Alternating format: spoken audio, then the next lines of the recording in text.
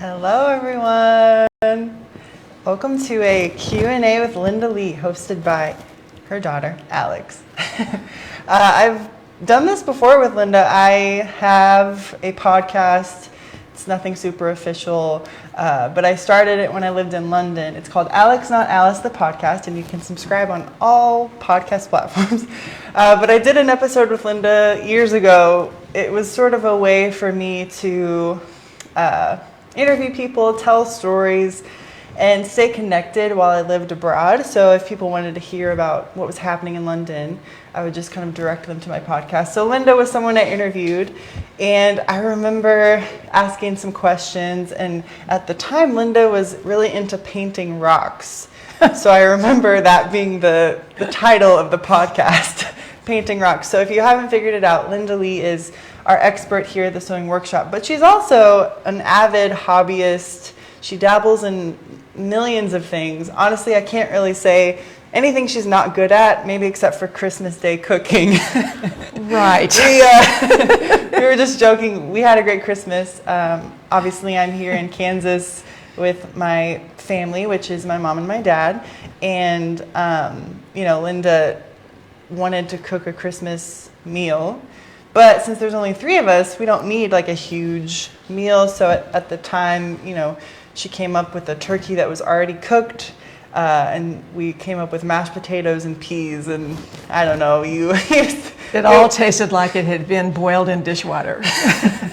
or bath water or something. Yeah, I don't know what awful. It was. It wasn't that great, but no. But she does cook, so it's not like barely. It's not like she can't or doesn't. But that wasn't one of maybe the finer moments. But it'll be memorable. Yeah, we'll never forget it. No, we'll never forget it. Yeah, I've forgotten all the fine meals I've ever cooked, and this one we'll remember forever. Well, something else Linda Lee is good at is hosting parties. I grew up having my parents hosting people over at their house all the time.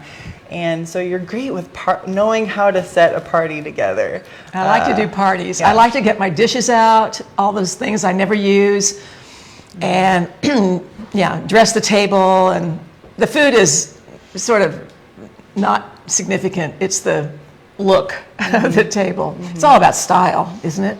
Mm-hmm. Yeah. I might be having a New Year's Eve party, and Linda might be coming. So that's right. Yeah. Well, so we're just going to kind of spitfire questions. I'm a little worried about this, to tell you the truth. She has no idea what questions I'm going to ask. I actually don't either. I'm somehow better on the fly with things than I am with scripts and knowing what exactly to say. So we're going on the fly here. Leave a comment. Like we said, this is just kind of a casual Q&A. If you have a question for Linda, then write it in the comments.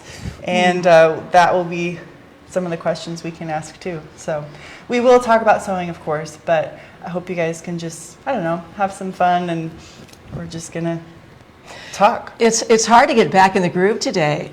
It's been very cold here and snowy, and so we've been inside for like 4 days and doing nothing, basically, except cooking poor meals. And so this is, I'm trying to, it's it's after Christmas, and got to get revved up here. Yeah, it's kind of that, what's the word they call this week? Twixmas. The week in between Christmas and New Year's is kind of a muddy week anyway. It's the week I usually clean up my desk and find all kinds of things I should have done and meant to do this year. And will do next year, I'm sure. All right. First question, what did you have for breakfast today? Oh gosh, well I had my usual Starbucks iced chai and my green tea. Yeah, so Linda doesn't drink coffee, but she loves Starbucks. And I'm Starbucks' best non-coffee drinker customer. Yes, it's true. Multiple drinks in hand. Yeah. I know you brought some things to show us today, but I'm prepared. I don't know what I'm prepared for, but I brought a few little things just in case. Let's just start from the beginning of your creative journey. How did it begin, and what was Linda Lee as a child doing to be creative? Well, like you, I'm an only child, And so my parents doted on me, and I had access to anything that I needed to be creative. And I had my own little room, and I would spend a lot of time there. Even though it was a neighborhood with a lot of kids, and we played and all of that, I spent a lot of time alone, which I've learned to do, and I love to do, actually. And so I remember I was into dolls, which you were never into dolls, which was the major disappointment of my life. That I could not. I seem to be reminded. I of know. this. I had no reason to buy more dolls because you didn't care about dolls. But I loved dolls, and I had all the dolls of the time, you know, from baby dolls to Jenny dolls to Betsy McCall dolls to Barbie. So I made them clothes, and I wasn't one to cut their hair or mess with their hair. They had to be perfect. You know, I had to keep them just like they were. So I did bring, you saw this is why you asked the question, isn't it? So I think this is one of the first things I ever made, which is a little dress for Barbie, or I guess you could call it a tunic because it has little skinny pants to go with it. So what age were you? Well, I assume I was around 4 or 5. And Something like who that. taught you this? How did you know how to do this? No one taught me that I recall. My mother was not a sewer, and my grandmother, the only one that was alive at the time, lived in another town. So I don't know, So but your parents bought you these dolls? My mother reluctantly we would go to the Nut House. It was called the Nut House, truly, in downtown Topeka. And you could buy nuts or get a Green River soda or buy a doll. That's what they sold there. Isn't that bizarre? I wish it was still there, actually. And I have no idea what a Green River soda is. well, I've kind of forgotten too, but it was green and it was fizzy. And that's about all I remember about it. But I remember just begging my mother for a Barbie doll, and she just did not want to do it because they were like $18, you know, a huge amount of money. And finally, I must have begged her so hard that she relented, and we went to the Nut House, and I got my Barbie. But, of course, I could not afford the clothes and the stuff, the houses and the furniture and the shoes and the whatever, so I had to make the clothes. So where did you get this fabric? I don't know. Okay. But we did have a fabric store in Topeka called Friends Fabrics, and I was allowed to go there as a child. My dad would take me, actually, and I could buy any amount of fabric that I wanted, but I couldn't go back until I'd sewn it up. And so I did not have a Good stash, rule. and actually, of course, aside from the store and the inventory of fabric, I don't have a huge stash at home. I have a stash of things that are kind of special, that maybe I bought on a trip, but it's a pretty short stack of things.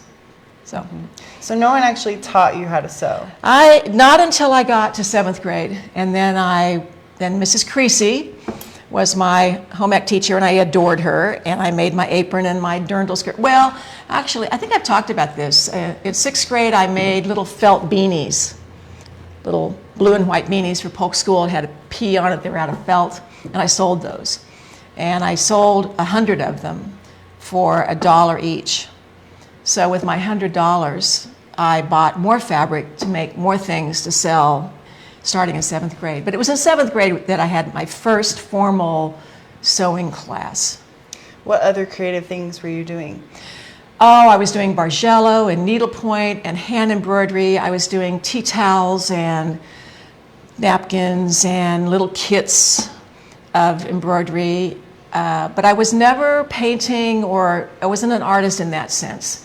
I wasn't drawing or painting. It was more fiber, textiles. I was knitting a little bit, although that really never captured my attention past one front. I have many fronts of sweaters. No backs, no sleeves. Interesting. So, you grew up being multi-talented, multifaceted in your creativity. Well, I was also a musician, which was a huge part of my life. My parents were musicians, professional musicians, and I played the cello. So I was being carted off to Kansas University to study with the big cello virtuoso of KU, and I was in the symphonies, and I was in a quartet at Washburn University, and so I was busy with my music, actually. And I was also a dancer, tap dancer and modern dancer, making costumes for that. Didn't you have a goal one day to be a rockette? I wanted to be a rockette, and then I realized I was bow-legged. Doesn't work. Well, maybe someday. Maybe they've changed that rule. I don't think so. No, when I look at those rockettes now, I mean, there's not a quarter-inch difference in any of them. It's pretty phenomenal. So they talk about youth now when you're kind of walking through middle school and high school, and you have to make a decision where you're going to go to college, what you're going to do with your life, and all of that. That's kind of put on someone at a young age. You were doing all of these things. At what point did you decide, I am going to go to K-State to be an interior designer? Well, I went to K-State to be a musician. You may not know this. I went to K-State because there was a cello professor over there who recruited me basically to be in a small group, and then the K-State Symphony. And so my first major was music. And then I switched to home economics, to clothing and textiles, and that's where I took more clothing construction and design and some pattern making, that sort of thing. And it wasn't until I was a junior that a professor there, Opal Hill, who was quite famous in the textile world around this part of the country, kind of tapped me on the shoulder and said, you should get out of that clothing and textiles business. You'll never make any money. Why don't you switch your major to interior design? And so I did, and so I took some summer classes and kind of caught up. It was in the same college, so it was easy to use those credits and so forth. So I switched to interior design in my junior year, and that's what I graduated in. And that was my first job. And then all the other things, music and sewing and clothing construction, then became more of a hobby. Okay. So interesting.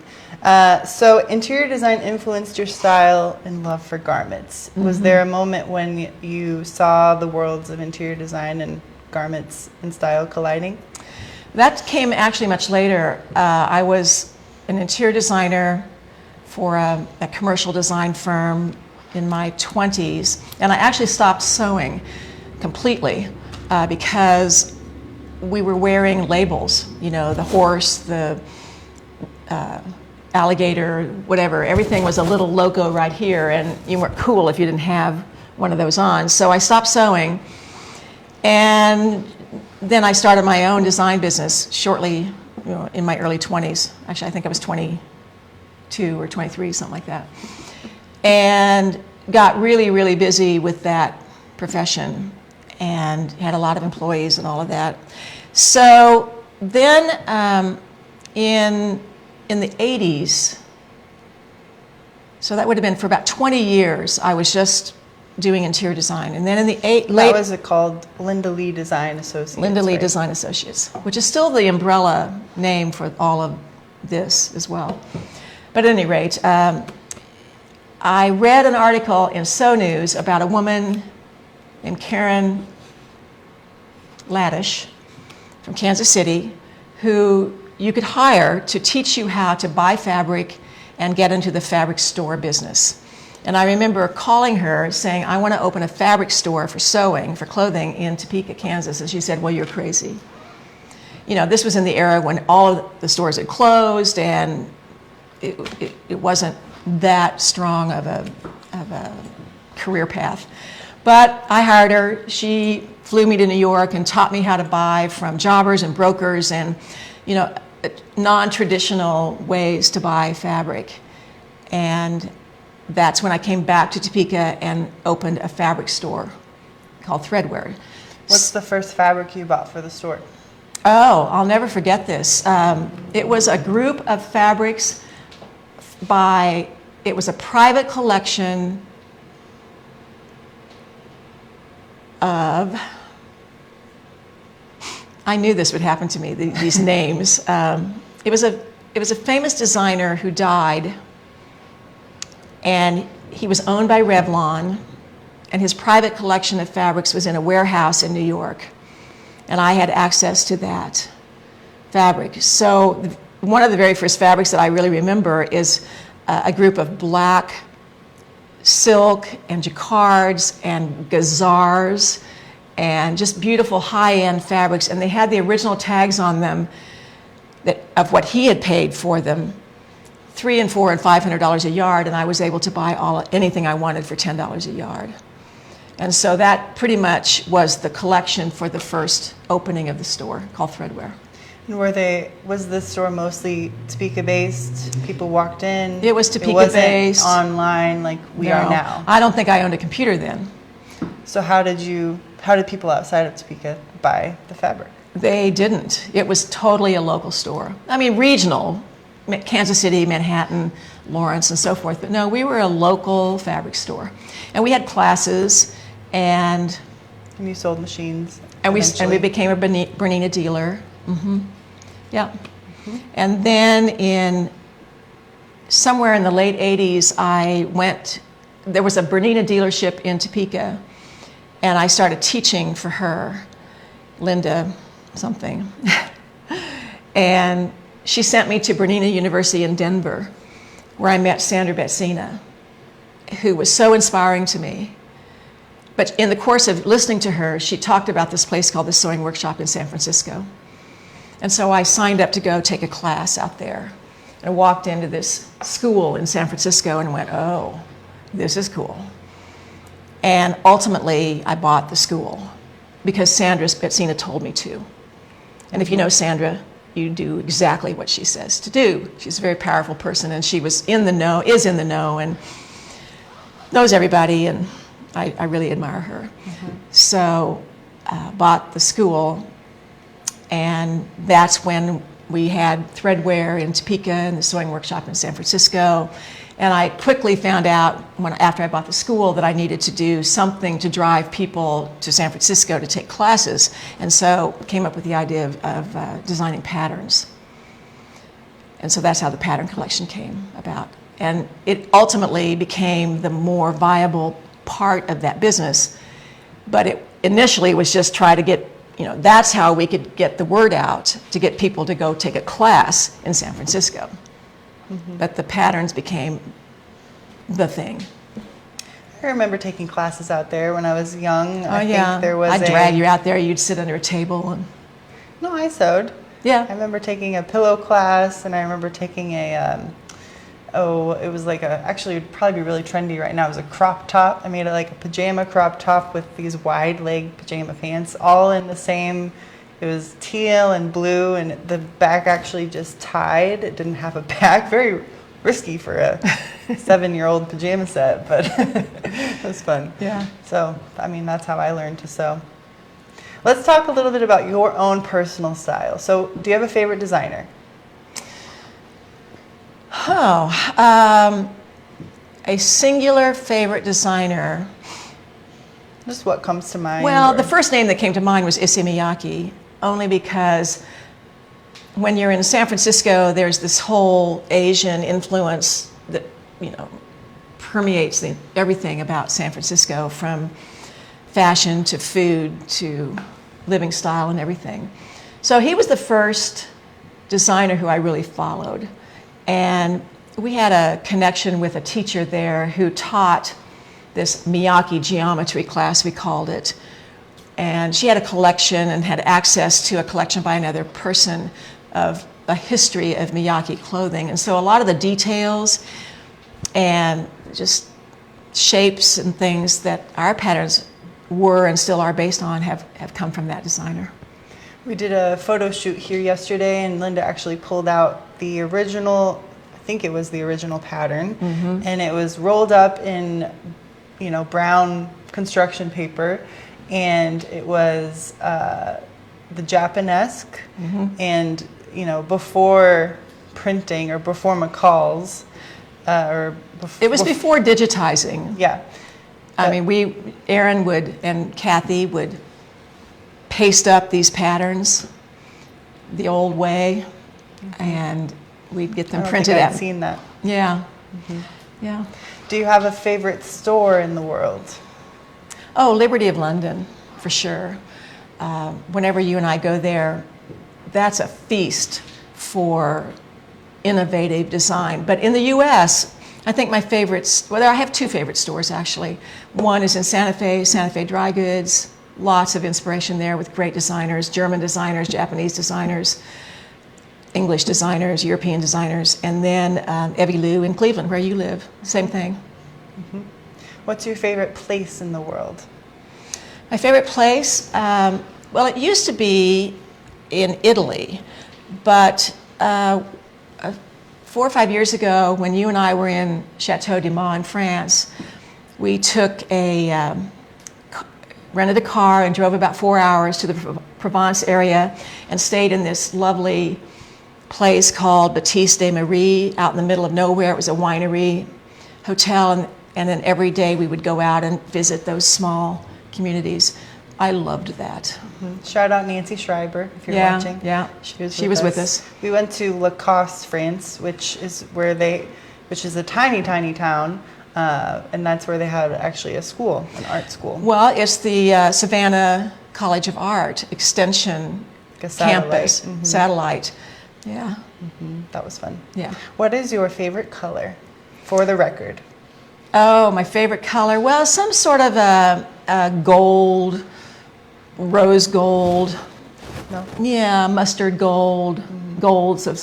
But as you know, I'm getting into blue. Mm-hmm. For some reason, I've switched. I was reading. There was an article in the Wall Street Journal over the weekend about. I couldn't believe this. There was a picture of an older person my age and probably younger than me actually, and then a younger person, and it was talking about style, young and older. I have a quote from that article in my question. Okay, well, they referred to the person like me as an elder. I don't know, there was something about that just sort of got me. You know, I don't consider myself an elder, although I am, but what it did say was, you know, as we age, we tend to get a little more muted and pared down and so forth, but really it's the time to get wild. So I thought about that. I think about that now. I'm going to dress wild. Mm-hmm. I mean, I think you have. I've toned it down a little bit as I used to dress a lot wilder. Yeah. I mean, your glasses have the stayed glasses, wild. but yeah. If you could take only 3 things on a deserted island, you were stuck there for a week, what would you take? My iPad. That's assuming they have internet on the island. Yeah, because you can do everything on an iPad. You know, you can read. I'm learning Procreate. You've taught me that. I'm going to take a class from a new friend of mine, Uma Kelkar. She's going to teach me how to even get better on Procreate. And a watch. I have to know what time it is, even on an island. With what? I think that's 2 things. So is there a third? Oh, I thought you said 3 things. Sorry. No, I think. Well, the iPad. The watch. The watch. Oh, I get another one. Well, I'd probably need something like a muumuu. Do we have a muumuu pattern? We have a caftan. We made Hudson dress. The silk Hudson that, dress. or we made a sienna blouse one time into a caftan. I think it's a tutorial somewhere, or a blog or something. Yeah. What foods would you take? Oh, foods. Well, I do love vegetables, except for peas, apparently. Yeah, I would take some vegetables. I tell you what, you made some fabulous pumpkin chocolate chip bread. Oh, I do make this every year. Thank you, Kathy Davis, for the recipe. Yeah, it's so good. Yeah. I'd probably have to take a little something sweet, either some chocolate. You know, one little bite of chocolate at the end of the day is really all I need. Or bread. You always have bread at the end. I love bread, and I'm not supposed to eat it, but I love it anyway. And you'd take probably an iced chai. And I would take an iced chai. I'd have to have a Starbucks stand on this island. Or one of those camel backpacks that has the straw that you just carry it around with you. That's funny. I'll get you that for Christmas next year. Yeah, there you go. What is your proudest accomplishment, professionally or otherwise? You mean other than you? Oh, well, I hoped you would say that. Yeah. My proudest accomplishment, I think, actually, I've had a stellar career, 2 stellar careers, actually. Interior design-wise, I sort of finished my design career with this incredible job here that I knew there would never be another job like it. It was a big commercial building. But in this business, I think the fact that we're still here, 33 years later, is a pretty big accomplishment. Because I look back 33 years ago who my competition was, and they aren't here anymore. So, what would you say to that? Like, any tips for how you did so many things? You had a family, you had a career, and you had a personal life. How did you juggle all of the things, or did you even think of it that way? well, I didn't think about it very much. First of all, I've always been sort of fast at everything that I do. Too fast, mostly. But I am able to accomplish things really quickly, and I can focus and get it done. I set daily deadlines. I learned that from my mother. I set daily deadlines every day, and I generally accomplish them. But I also didn't do it alone. That's the big deal. You know, first of all, I have a husband who was willing to strap you on his arm when I had to leave town, and I've always had great people who worked with me, and I love to hand work off to somebody else.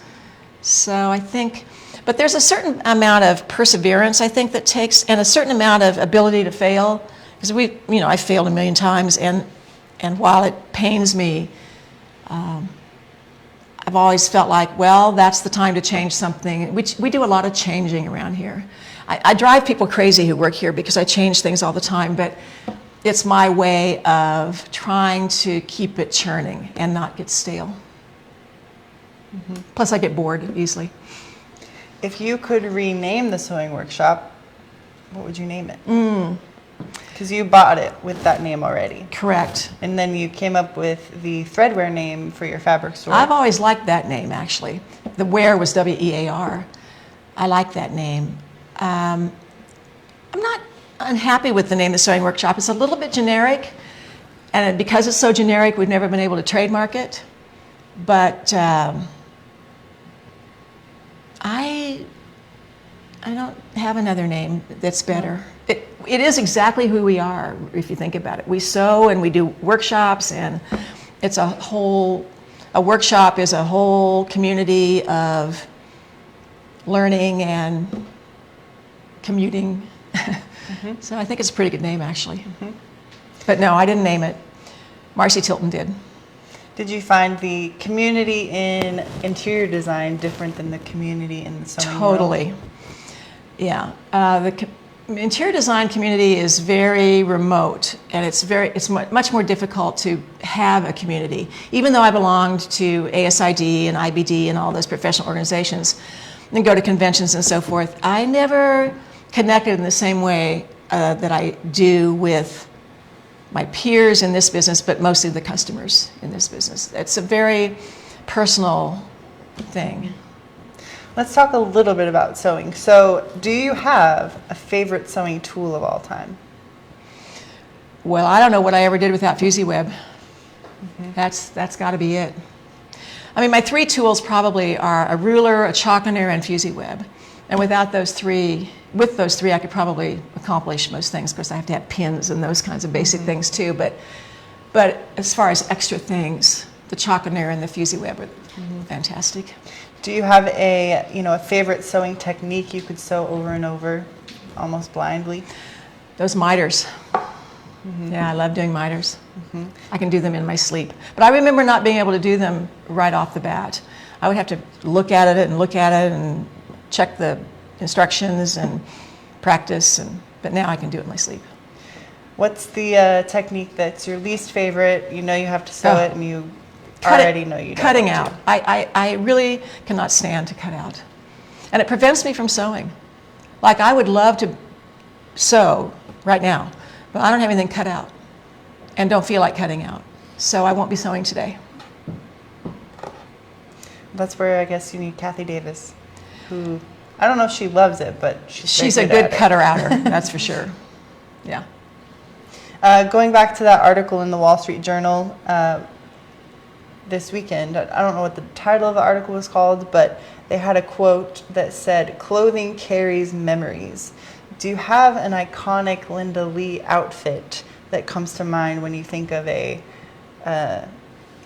clothing or garment that really carries memory, makes a statement? Yeah, I remember making a pink fuzzy bomber sweater with ribbing, putting it with pink and yellow and white plaid bell bottoms. Ooh, fun. Yeah. And I remember that. I strutted across campus at K-State feeling pretty great. No one else was wearing Well, actually, I couldn't wear pants. I must not have strutted across the campus. That was dress day. It had to be 20 below or whatever in order to wear pants at K-State. That was the era I lived in. But no, I wore it in college, and it was fun. Actually, I may have made it in high school. Speaking of memories, you have a coat you brought. I that did. might- I brought my might very carry some first memories. tailored thing to show you. So this is my very first tailored garment. I made this in high school. And, these are pretty nice little collars. Not too bad. Little pocket, little patch pocket. Lined. Lined with my little feather stitching by hand right here. The bound buttonholes are on the inside. There's 4 of them, and then this belt. So, It's a cool buckle. yeah. So So found this in the basement yesterday. Yeah. Can't even get one arm in it now. But Are there any other things you want to show us? Some of your well, the creative- other hobby that I've been working on actually, and what we're going to be doing next May in England with Mandy Patullo, is I like to find a picture, let's say, of a painting. This is by one of my favorite artists, Emma Dunbar. And then I will replicate it in fabric and hand stitches. So that's so I have these bins of scraps at home. But this is the kind of thing we're going to be doing in May with Mandy. I'm really excited about Yeah, that. it is sold out, unfortunately, Yeah. so you can't join. But And then I've been trying to think about, I'm into my painting, and so I've been kind of working on some collage things with watercolor and fabric, just playing around with abstract collages. So that's what I brought. well, what do you think are your top 3 maybe tips for success in life? You've kind of gone through a rundown of your life, making the hard decisions and sometimes difficult, sometimes easy decisions to do things. You said Sandra Betsina told you to do something and you did it, and you said another person said you'll never make money here and you did that. So Yeah. Well, there's a certain amount of risk taking that I think has to go on. You have to step outside your comfort zone a little bit and go for it. The worst that can happen is it doesn't work. Perseverance is a big deal. I remember thinking more than once some years ago, oh my gosh, I'm not sure I can open the door today. How am I going to make payroll? There's always that money thing. If you're an entrepreneur, that's kind of a noose around your neck. And, I remember just plowing through that, and worst of times, really. But perseverance, I need one more, don't I? risk, perseverance, and I would say Well, maybe I thi- attitude. Yeah, that's exactly where I was going with that. Despite moments of feeling frustrated or spent or whatever, I do have a general attitude of being positive, I think, and assuming that everything's going to work out okay. It usually does. Well, those are all the questions I have, really. Okay. But I know that we have some things that we're going to talk about today that are on sale. And, you know, Linda mentioned some of her sewing. We have our sewing tutorials on sale today that are all digital. There are 10 of them. And so, you know, I asked you before we got on here, what are kind of your tried and true techniques that are things that you kind of love, your staples, things you want people to know? And Linda picked her favorite tutorials. She kind of went through the list, and those are what are on sale today. They're 20% off. And I even asked her, we have kind of our bread and butter program. It's called So Confident. We're talking a lot about it this time of year because we always launch it this time of year. And when January comes, we start the new year with our new So Confident program. So I asked Linda what her favorite So Confident series was, or what was one that she maybe wanted to bring to light again, something she wanted to promote. And she looked at Series 7, and it was the Year of the Wardrobe, and I want to talk a little bit about that, why that one was your favorite? It was my favorite because there are some really basic things in there, the Mix-It tank and the cottage shirt, the London shirt, and then how we made those into dresses and some other pieces. And I'm still making those garments. I mean, I think they're classic patterns that have a lot of opportunity to make changes and do a lot of things to them. So I got an email this morning from a friend, Pam Crosby, who I'll never forget. She and I went to Chateau de Maude together, and she wore the Series 7 wardrobe. Oh, yeah. Yeah, it was. Well, that was maybe one of the first years that we started doing kits, and the kind of bundle mentality where, you know, we design something or make something and then offer the fabric for it. And that also, looking through it again on the website today, it's branded so well. We had a whole color scheme. We had great photo shoots. I mean, we always have, but that was kind of a good starting point for kind of what took off maybe in some of our branding that we do now. Right. So, yeah. Great. Do we have any questions from the viewers for Linda Lee? We do. What is your favorite fabric to sew? Linda, what is your favorite fabric to sew? Well, in terms of ease, it would be linen. You know, I love linen, and I love the way it doesn't fight you. But I love the results of sewing silk because it's so beautiful. And I've learned that if I take my time and take a deep breath and not be in a hurry, then I get good results. But natural fibers overall. What did you get for Christmas? Oh, Linda, what did you get for Christmas? Well, I got this necklace from my daughter, Alex. This is the moon. She has the sun.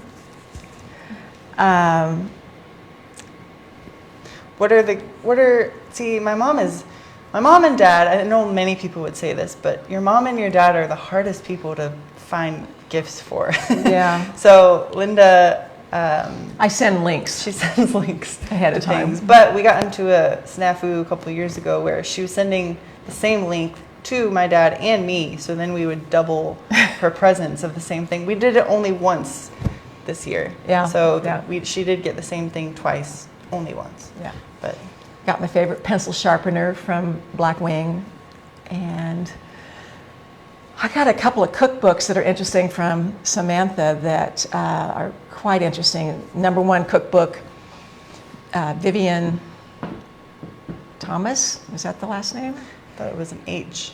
Howard, Vivian Howard, yes, thank you. So apparently my cooking really does need some work because I got cookbooks. You got some books. Yeah. Yeah. Isn't that funny? It's like 2 days ago and I can't remember what I got. I'm sure they were all great. A lot of the things she wants now are artist supply things. I got the right palette for my watercolor paints. So why Kansas? Oh, why Kansas? Because that's where I was born, raised, and live. So there was one question. Were you ever inspired by the Tiltons? Well, Marcy Tilton started and founded the Sewing Workshop in 1981, and I bought it from her in 1991. So Marcy and I had a relationship through that. Catherine, I know, I've not worked with her per se, but of course I've taken some classes from her and she's incredible. What is your biggest dream for the sewing workshop? Oh, I think the biggest dream at this point for me at my age and status of where I am is I hope to continue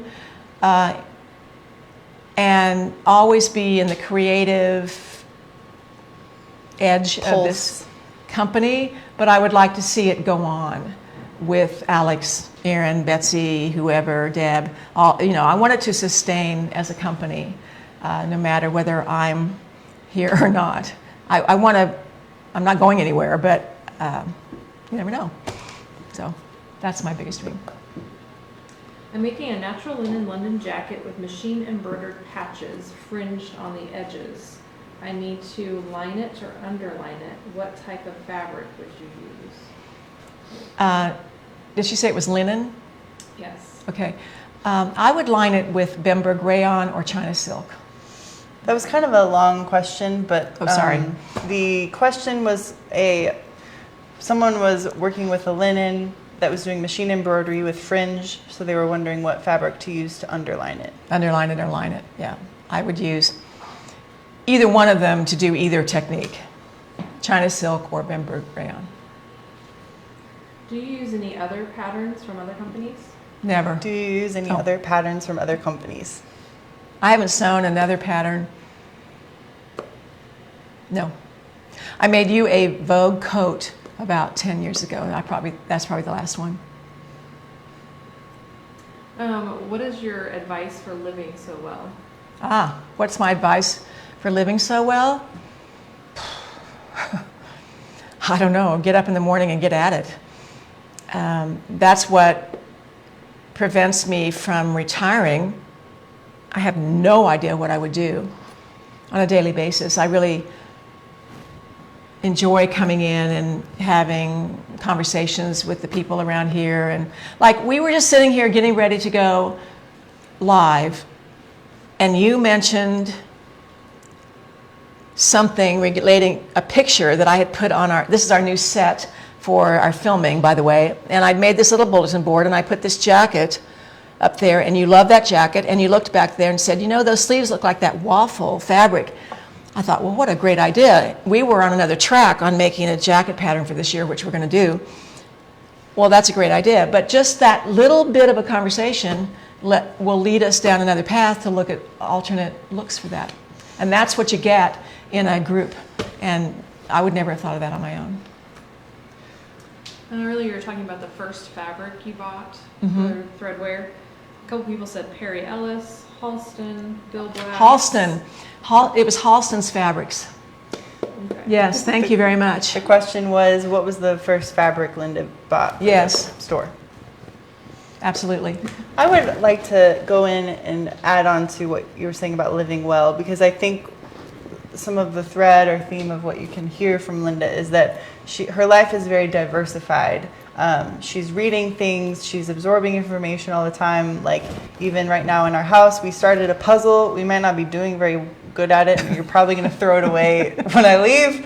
But she works on puzzles, she paints, she sketches, she reads books, she watches movies if me and my dad force her to. She goes on trips. Her life is full of many, many things. So I would say that you have always done a very good job of that. Well, I have to always preface that with my life is not very encumbered with things. So I have the time and the will and the means to do that. And not everybody does. A lot of people have a lot of serious obligations in their lives that I don't have. So it makes a difference. And what top are you wearing, Linda?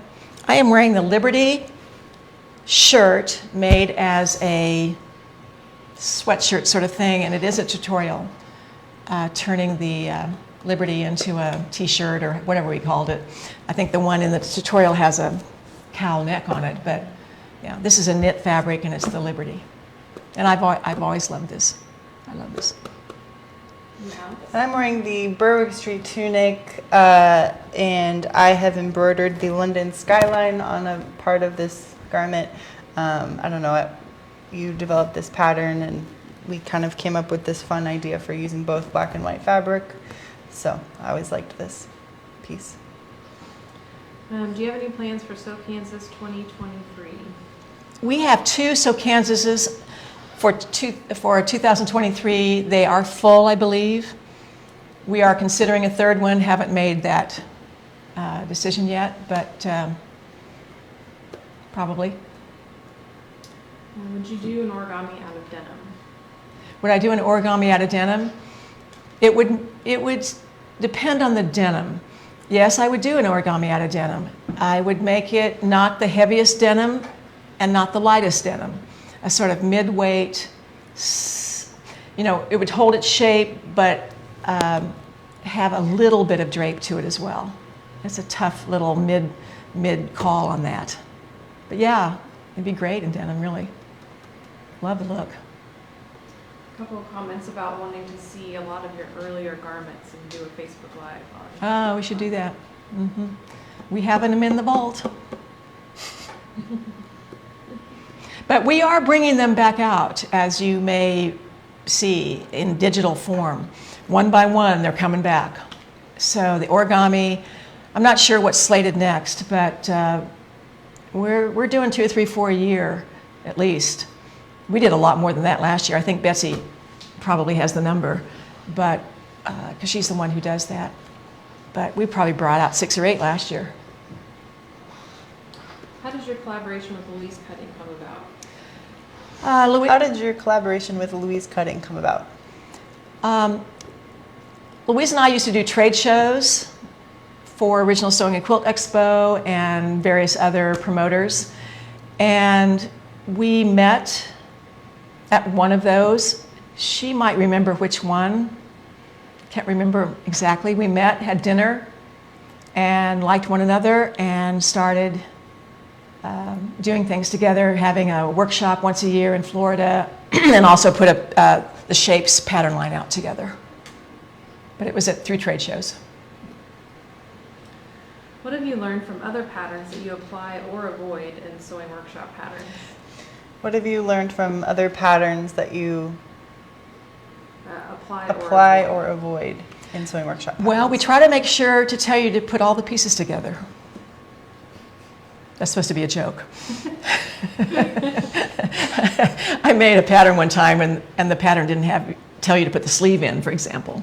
So we try to be, honestly, I don't really read all of them, and so I can't really comment about the actual instructions of other patterns.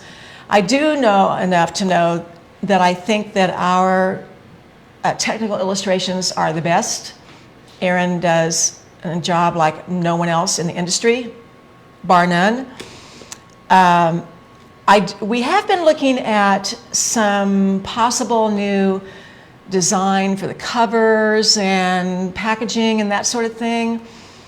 Might be time for an update on that, I'm not sure. So we did actually order some patterns, and but I didn't open them up. We just were looking at images and paper and that sort of thing. So I can't say that I've learned a lot, but because I've not made any of them except that one. It's pretty obvious that the formatting of our guide sheet is very much like a very traditional guide sheet from all the big four. But that may change into more of a booklet form, possibly. We'll see. How do we find out about Sew Kansas trips, Sew Kansas and trips before they are full? Well, how do we find out about Sew Kansas and other trips before they're full? That's tricky because we put them on the website thinking that we're going to promote them, and then they fill.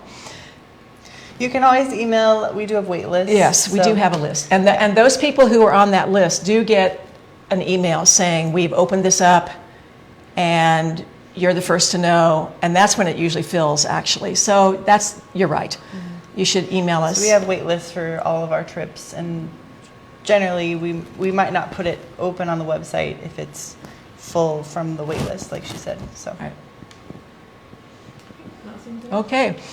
Well, let's talk about fabric a little bit, because I pulled out 6 fabrics.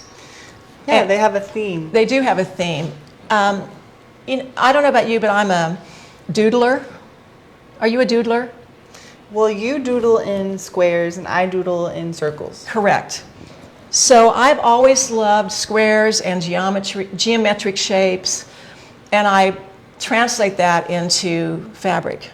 And so all of these fabrics are basically some sort of, well, this is a little bit like you, but pretty much geometric shapes. All of these are rayon except for this one. This one is linen, but they're all drapey rayons. This one I have on my cutting table at home, and I asked Alex what I should make, and she said a willow, and I think that's a great idea. So a willow, a London, a cottage, a mix-it shirt, a Zen shirt, something like that to me. Of course, they make great pants too, but I'm thinking these are shirts, Florence shirts, Berwick Street. Frankie, that sort of thing. So I pulled these out and they're on sale for the week at 20% off. So these 1, 2, 3, 4 come from England, and these 2 have come from Italy. So I think they're just beautiful and lovely to work with, and generally what I am drawn to. I love floral things, but I really love geometric things. And you're a shirt person. You like shirts. Yeah. That's kind of what you purchase if you're out shopping. Yeah. I think of all the shirts we have, I love the Florence. And for summer, I love the cottage. Those are my 2 seasonal favorites. I do love the Venice, I have to say. But I don't always want to wear ruffles. And I've been thinking about how to take the Venice and leave the ruffles off. And I'm thinking you could just do that and make that a shirt without the ruffles. And that might be my next one. In fact, I might switch. There's one more question. Would you ever consider creating patterns that are more fitted with bust darts? Would we ever consider designing patterns that are more fitted with bust darts? And the answer is probably not. I'm not saying we wouldn't, but it's not going to become pervasive through the line because it's not the general character of style that I like. Now, when I'm done and gone, you guys can do what you want to do. But no, I think that things that skim the body, and that's about drape of fabric, is far more flattering for me than things that are more fitted and darted and shaped. And there's one more question about where to find that Liberty to T-shirt tutorial. I think that's something Betsy could link. There's a question about where to get the tutorial for Linda's shirt. And so I think Betsy can put a link to that in the chat because yes, that is a tutorial what Linda's wearing. And this is also a tutorial for the Berwick Street tunic embroidery. Oh. Okay.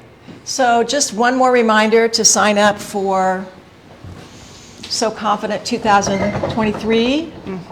This is the first garment that we're making. We're taking the Now shirt and turning it into a jacket with these really interesting pockets and bands and sleeve patch, stand-up collar, and we're making it in a feather whale corduroy in 3 colors. So you'll be hearing, those of you who have signed up will know about this on Sunday, correct? On the 1st. On the 1st, with your prep letter, which is considerable because it's all about pattern work. Not all about pattern work, but there's a lot of pattern work. And kits, they can order their kits then. And then the following Friday on the 6th, you'll get your video. which we just filmed for that last week. So Yeah. I tried to be as good as Linda. I don't know if it's possible, but we team taught that. So Yeah, that was fun. And So then you if you can- sign up before the 6th, you do have the opportunity, you will get a free tutorial on, I didn't bring that up here, a Eureka top that has a seam and a pocket and a little different trimming in a fleece. And you have the opportunity, you'll get that for free, the pattern and how to do that. And then you have the opportunity to buy a kit in one of 14 colors for 25% off. So, yeah. We're good. okay, well, Thanks everyone. gosh, wasn't too bad, I hope. Oh, we Really did loved great. it. So many great comments. Great. All right, Maybe well, we'll do this again. we'll be back next week. Thank you so much. Have a great, happy new year. We'll see you in 2023.